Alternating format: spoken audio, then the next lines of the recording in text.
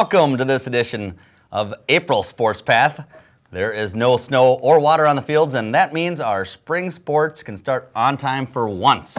I'm Tim Peterson. I'm Zach Halverson, and on today's show, we will check into a baseball practice with Hill Murray, check out the North St. Paul batting cages, and check out some great footage of a game between White Bear Lake and North St. Paul. But first, before we get too far into our spring sports, we still have a winter sport going on. The Minnesota Gophers are down in Tampa for the Frozen Four.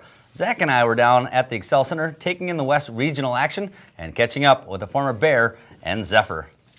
We spoke to Jake Hansen, assistant captain of the Golden Gophers and former White Bear Lake Bear, about his past ties to the White Bear Lake Bears, and here's what he had to say. Hockey is really big there. Started skating, I think, around 3 years old, and skating at North Campus on the ponds, and lived the Hartzell family. Kevin Hartzell, my best friend Eric Hartzell, lived a couple of houses down, and his brother Brandon and me and my brother Zach, we'd go down to his house, and we played pond hockey nonstop. So, from there on, I kind of loved it, and then this guy obviously got hooked on it, and that's what everyone did in White Bear. You played hockey. That was pretty much it. And so, parents got me into hockey, and they said that I just kind of fell in love with it right away, and really enjoyed it. Played youth hockey there. Had Schaefer's my coach. Tim Hambley. Then I played high school. Sager's my coach. Butters for a little bit, and I ended up leaving to go play juniors, which was which I really enjoyed. Obviously, some people weren't too happy about it, but it was a great experience for me. Loved growing up playing hockey in White Bear. Always had great teams. Won the Pee Wee State championship there, which I won't forget. So I've had a lot of good memories. I was playing with guys like Andy Leonardson, Sweet Lou Metcalf, who else was there? Timmy Abrahamson, Owen Collette, guys like that. We won the state tournament. I don't know if it was in West St. Paul or South St. Paul, but we won 3-1, and that was pretty amazing feeling. Yeah, just got to enjoy it. Don't get too wrapped up in it, get too serious. Obviously, you compete every day, but it goes by faster than you think. Obviously, I only played pretty much a year and a half of high school hockey, but just enjoy the small things, enjoy the game, and just have fun with it. All right, thanks a lot, Jake. We're here from the Excel Center where the NCAA Division Tournament is going on, and we got to see a couple of our former players here today. Yeah, Ben Marshall and Jake Hansen on White Bear Lake, a couple of great players from the local area. It was great to see guys from our local area making it big. And Ben Marshall didn't really have to change his jersey much, since Matamidi logo is a lot like the Gophers logo, and here's what he had to say about that. The last time I played in this ring is when we lost to Hermantown at the state tournament, but obviously not even close to being as big as the game. But in my eyes, high school hockey was a great experience, but college hockey is so much different. So, but still fun, I guess.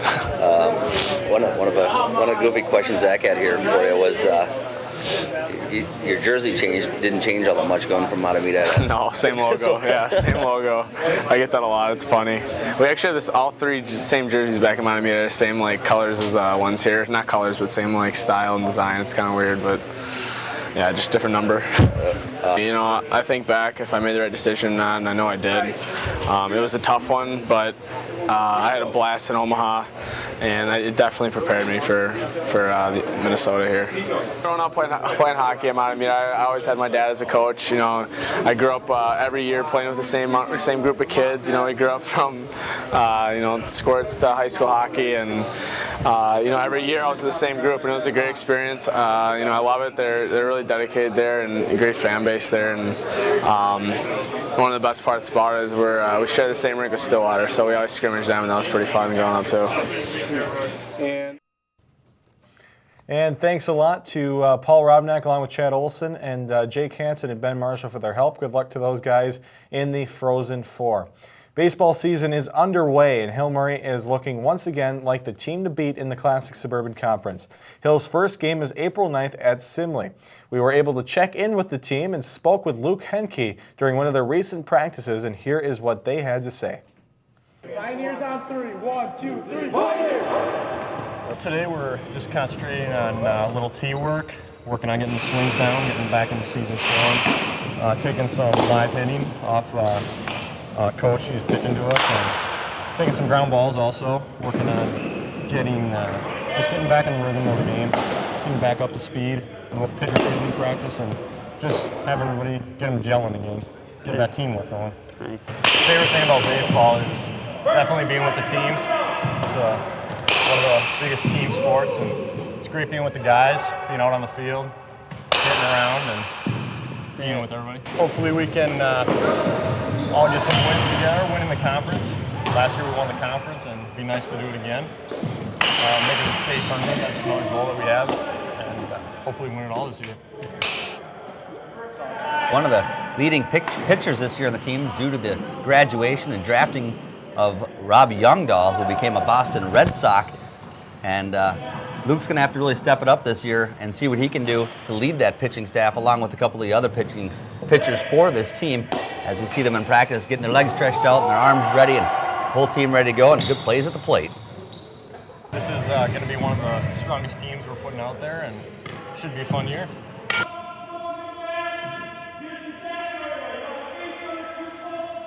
I'm Jamie Dustin, and recently I was able to show out the staff here at TV19 and those who work at Triple Crown batting cages my ball playing skills. Today I'm at Triple Crown batting cages. This is actually a place where a lot of our Fab 5 teams come in their off season to prepare for baseball and softball. I got a chance to talk to Bart, who's the owner, to get a little bit of history and background, and then I take my chances in the cages to see how well I do. We opened the facility in 1993. It was an idea we had to hopefully help baseball and softball in this area. Support all the youth programs, obviously, the high schools, the amateur players, as well as softball. To come in here, you don't need to bring anything but yourself. Your family, whatever, you need no equipment, just come on in and have fun. It's for the serious players as well as the people who just want to have fun. Yeah. You can get 4 for $5 is the deal, yeah. Save $1 that way. Everything starts with our retrieval system down on the far wall there. You'll see it. It looks like a tower there. The balls will roll down there. We have a floor that's slanted, so all the balls hit on each side will find their way down there, and they'll go up that, basically up that retrieval system and be sorted by softballs and baseballs. Baseballs on the left side of the screen, softballs on the right. They have diverters in them, so each machine will fill up and allow it then to move on to the next machine. So a person doesn't have to be picking up balls, doesn't have to get into each machine. This basically does it all in one force. Baseball on one side, speeds of 40, 50, and 70 miles per hour. Softball, we have 3 stages on the other side. All 3 can be used for slow pitch, and 1 can be used for a fast pitch too. It's a combination of slow and fast pitch. So we're able to accommodate everybody at every skill level that comes in there. There you go. Thank you. We do have a food shelf that we're doing. You buy one, you get a free round if you bring in a canned food item. One of the things we wanted to do is help the kids in the programs here, and I think we've done that successfully. I hope we've been part of it. The North St. Paul girls have been to the state tournament the last 4 years in a row. Woodbury's made a couple of runs of state in the boys. The boys from North St. Paul in 2002 finished second in the big school championship. Tartan made, I believe it was 2 or 3 consecutive state trips. Stillwater girls have won the state tournament since that time. And it goes on, so we've seen a lot of good success stories here. We've seen players that have gone through here to play at the U, play some amateur ball, and a few that have actually made the trip into the big leagues. A lot of kids that have gone on to be all conference players, all state, done well in college. We've got girls who come in here who've gotten college scholarships we've seen, and it's just great to see those success stories. We do have lessons available here. We do pitching as well as hitting, fielding, whatever people need. We've got a great instructor here who's got a big following for us. His name is Eric Bartholomew. In '93 when we did it, it's turned out to be just a lot of fun. It's a business that you don't have to do. It's not a hard sell, and it's fun to be around. We wouldn't like to talk baseball all day long, or other sports, so it's really great. All right, it's my turn to try out the softball cages.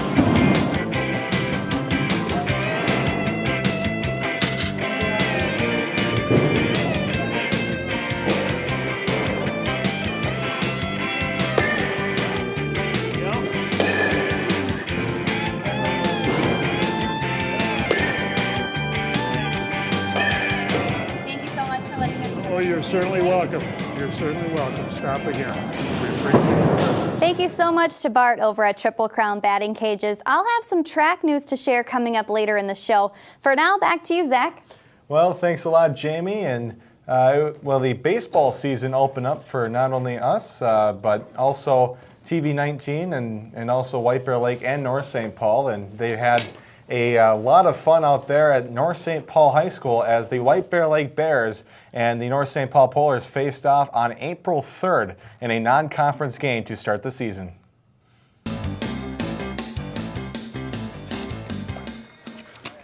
Kings swung on left side, bobbled. See if he can still make a play. Throw on to one, it's not going to be in time. Rough defense there by the Bears, leads to 2 base runners, and they're calling that right away, E5. See a 1-1 count. Runners go breaking for third, throw down to third, nice throw, and then it looks, no, it skipped through. And the runner's going to come home to score, and Solar makes it a 1-0 game for the Polars. Yeah, that defense let him down a little bit there, but his pitching wasn't the problem. As this ball is stroked nicely deep to left all the way back. That's going to bounce up against the wall. And jogging easily into second base goes Dawson. So a leadoff double to get things started here in the bottom half of the second inning for the North Polars. It's a big... And delivers. Here's a bunt right back in front of the mound. It's going to be a tough play to any base as Siddons came in and played it. Third. The pitch, both runners going late down nicely, a running bunt to the first base side, and that's going to move the runner to second. A suicide squeeze scores a run, and the Polars lead 2-0. Really? This one drilled to the left side, down the third baseline. One runs in, they're sending the other runner in. Economy turns for 2. They're going to throw it into 2, cut off and relayed, not in time. Economy helps himself out big time, drives in 2. And this lead is expanded to 5 runs, 5-0 for the Polars. Checks the runner, they go, throw it on to third, not in time, stolen base. Oh, it skips through again. They're gonna send the runner home, another runner running for second base. They're both gonna advance, and another costly mistake leads to another run for the Polars. Swung on towards center field and hit well. Backing up, still backing, can't get to it. Over the head of Larson in center. White Bear Lake waving the runner home. We'll see if they make a play. Nope, thrown in, and not a good throw. Now the runner breaks for third. That's not Economy, but it's picked up, thrown on to third. And out at third base. Boy, a close play, and they called him out. Nice job by Buttermore, the first baseman, coming over and picking up that errant throw and making a good throw right on the money over to third base. Checks him and delivers. Swung on, nice line shot into the gap. Cutting that off quickly was Mihawk, and nice job playing that as the grass slowed it down just a hair as well. But Wiley on again, back into this count. That high pitch is drilled, left it hanging. Drilled all the way into the gap. Picking up is Larson. He'll relay it in. They're going to send the runner home. Throw coming home. That's way wide. Runner breaks for third. See if we'll have a play here. And no, Economy can't make a throw in time. And nice job by Mulvaney hustling over to third base on that errant throw. Pitch high, throw down. Boy, nobody played that one. It skips into center field. Runner's going to come home to score. Oh, the outfielder dropped the ball as he fell back. That's Stute. And runner scampers, Marlowe that is, scampers on down to third base. And another bad decision there by White Bear Lake. Pitch. Third ball, rather. This one chopped to the left side, picked up and dropped. Throw on to first, off the mark. One run's going to cross.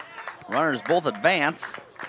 And they're going to hold the runners up right there as Buttermore runs the ball back into play.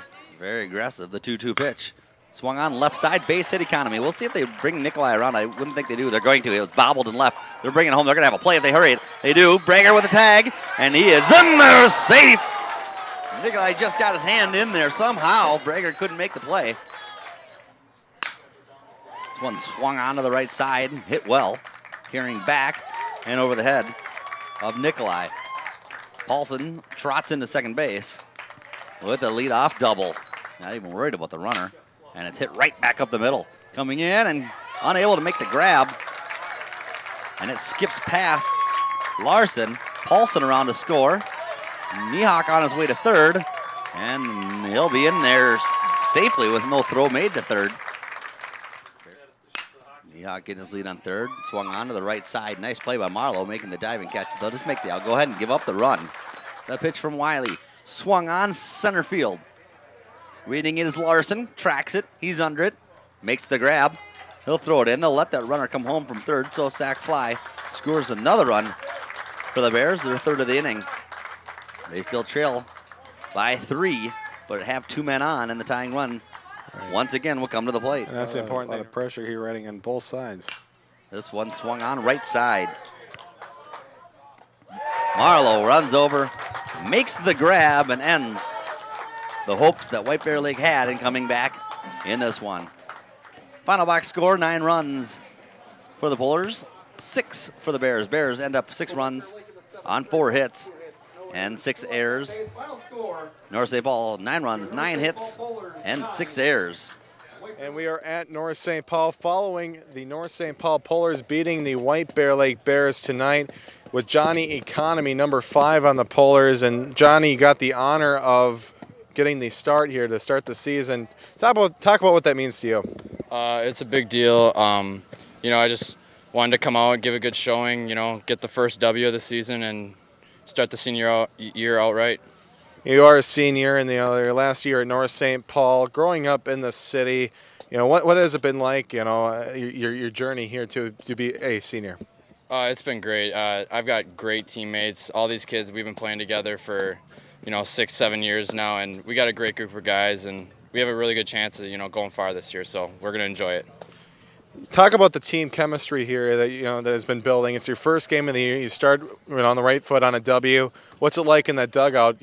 Slowly building that chemistry together. It's fun. As a baseball player, you don't ask for more. You grow up with all these guys. It's a real joy to play with all these guys all these years. So, talk about the role you've had to play now as a senior.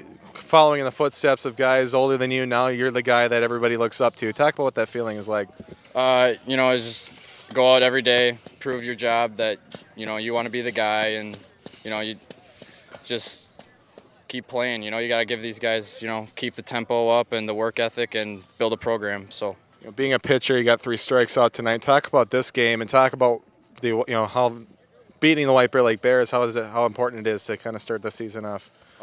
It's big, the section team, so, get the section win, and, it's just, as a pitcher, you want to come out, throw strikes at the beginning of the year, and, strikeouts, whatever, it's a stat, but, we got the W, so it matters. All right, well, congratulations, Johnny, on the win, and good luck here with Johnny Economy here on TV 19 Sports. We show you standings, but it's still so early in the season that it's really not worth it quite yet. Well, congratulations to junior forward Zach Lindquist, who was named Most Valuable Player on the Matamidi Zephyr boys basketball team at the team's award banquet. The Zephyrs finished with an 18-8 overall record, with senior forward Phil Opus and senior guard Andrew Lindquist receiving honors as well. Well, we'll head back over to Jamie Dustin with some exciting track news. Jamie, what's going on? Well, in track news, the White Bear Lake Bears boys track team took first Saturday at an indoor track meet at the University of Minnesota. The Bears beat 14 other schools with a score of 48. Next up for the Bears is the White Bear Lake Relays, a home meet on April 12th. Well, thanks a lot, Jamie. And Tim, we talk about the great stories that we get to do here at TV 19, and going out going out to the regionals for the NCAA hockey, one of those stories, and a lot of great action out there. Talked to Jake Hansen, Ben Marshall. It's one of those cool things, and you see this in all levels. You saw that with Gopher football. The former alumni in Matamidi and White Bear Lake and Tartan and North St. Paul, Hill Murray. All these guys that went to school here, that grew up in this local area, and are now on big stages such as the Frozen Four, such as a Stanley Cup final. It's cool. It's really fun when they're able to come back and they see who we are and know we're the local TV station, and they come up and we get the interview with them easily, and they're really willing to talk. They know what we're there to talk about. We're not necessarily there to talk about where they're at now, but their roots and where they came from and their upbringing and everything. So it's a lot of fun when they recognize that and they know that, and they're more than willing to talk about it. And we'll bring Jamie back in here for some of our our discussion, our roundtable, if you will. And this area has a long track record of success, guys, in all sports. Monterey football, big, Hill Murray football, baseball, hockey. Congratulations to Ben Ba. I believe he's committed to Merrimack, I understand. So he will be going on to some success as well. He's a former Hill Murray Pioneer, and also a lot of great all over in all of our sports. We seem to have one or two people out there that come out of it and do some great things, and even the players who maybe just go to college for school rather than athletics. A lot of talent here, regardless of where they go after. So, Jamie, I want to talk about this with you. Your husband is, I understand, a coach of the adapted soccer and hockey teams. And softball, yes. And softball, wow. Mm-hmm. And so talk about, have you been to a few of their games? Oh, yeah. Oh, yeah. Mm-hmm. Now, what is that like? I mean, we talk so much about the varsity sports, and I've been to a couple of the adapted hockey games.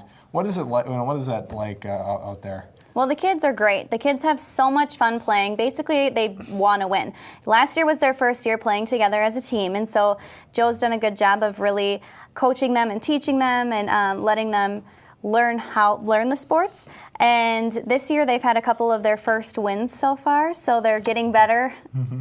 Getting better every day. And, Joe Dustin was one of the hosts of the rivalry pregame show that we had back in December. And, he's a really great guy. He was a substitute teacher at White Bear right now, and I actually substituted one of my classes today. So kind of cool to have him in there. Well, it makes me think, so in your visit to the batting cages there, were you kind of coached a little bit before you got there already, or? I actually played softball, believe it or not, growing up, so I already had some skills. You had no problem stepping in there. You didn't rip the nets or anything when you hit the ball or anything? No, not that good. The Final Four wrapped up recently for basketball, and we all made our predictions, I believe, here on air, but it was Kentucky and Kansas in that championship game, with Kentucky winning it all. And not to float my own boat or toot my own horn, but I'm pretty sure that I had picked Kentucky. Hold on. Mm-hmm. There, got it. Well, congratulations. We'll move on to the Frozen Four now. Right. And you mentioned Merrimack. Do you have any idea where Merrimack is? They're in the eastern seaboard, I think. I believe they're in the Hockey East. Can't confirm that. Not a great college hockey mind yet, but I'm getting there as my dad does more stuff with college hockey writing online. But, this is a really exciting Frozen Four, particularly with the Golden Gophers and the Boston College game tomorrow night. Well, as this is airing tomorrow night, that should be a great game. And again, Ben Marshall, Jake Hansen, guys we talked about. Also Jake Peranto, he's got North St. Paul roots. So a lot of great local talent going to be in it. Down in Tampa, Florida, you can't have better weather, better atmosphere down there. And from what I understand, many Golden Gopher fans making the trip down there. Well, why wouldn't you? Can't blame them. Oh, well, great. So I mentioned Merrimack. The other two teams that you didn't mention that are in it are Ferris State and Union. Yeah. Any idea where those are? Union out east again, and New York. New York. That's what I was thinking. Didn't want to go out on a limb with the state, yep. But Union and Union has beaten Minnesota. So that even if Gophers get past the first game, there's still some. Well, that's a championship game, so right. Everybody who's there is going to be a good team at this point. Right, and Ferris State, of course, is in Michigan, and they're a very talented team as well. So that should be we have a really great Frozen Four coming up. And again, more White Bear talent. Last year we had White Bear Lake's David Grun on the University of Minnesota Duluth Bulldogs of White Bear Lake. So he, all those guys, we seem to have some sort of connection every year in hockey, and we're getting there in other sports as well. So. Well, Jamie, you mentioned off air that you're going to the Twins opener here coming up. Yes. And what do you know about the Twins so far this year? What have you learned during spring training that maybe the rest of us aren't all sure of? Have you been paying much attention, I guess, to who's doing what or anything? Well, I have heard that Joe Mauer is going to play. Always a good thing. And right. so we'll see how long that lasts. But Morneau's DHing, which leaves... he's not playing first base this year, so those are... Which will be Parmalee, I believe, who will be the starting first baseman, who's hitting .261 through spring training with 5 home runs. Not that I've read up on it at all. Well. But, nice research there.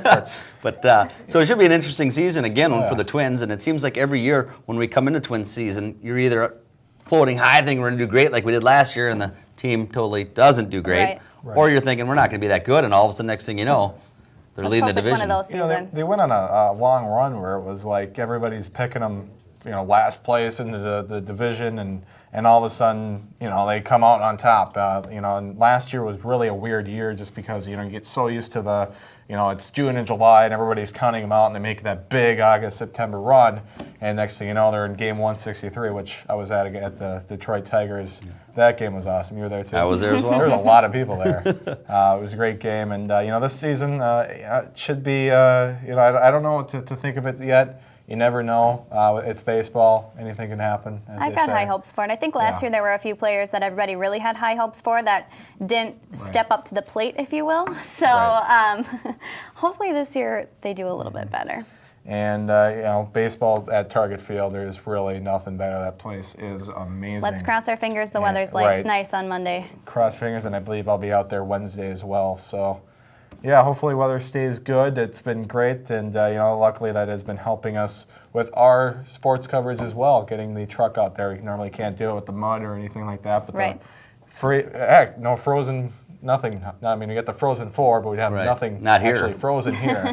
No Frozen 4 here either. Right. That's nice. Well, that's not nice. I'd like to have it every year here, but well, it would be nice to have it here, but we don't have it here, and it's not frozen outside, so that's true. we kind of got nothing frozen. Yeah. Good luck to the Tampa Bay Times Forum ice crew getting that ice ready for Frozen 4 with the weather and all that. I can't imagine. Well, the TV19 Sports Facebook page has a new look, so be sure to check it out by liking us and logging on to facebook.com/TV19sports. Your name may be mentioned in our Facebook likes of the week. And this week, we'd like to thank Gene, LaPointe, Mihawk, and Dale Robinson for liking us on Facebook. Our next game that we'll be at will be next Wednesday over at Hill Murray for baseball. Until then, we thank you for joining us once again here on Sports Path. Be sure to tune in April 18th for our next Sports Path. Go Gophers! Go Gophers! I'm Tim Peterson. I'm Zach Helverson. And I'm Jamie Dustin. And that's your Sports Path.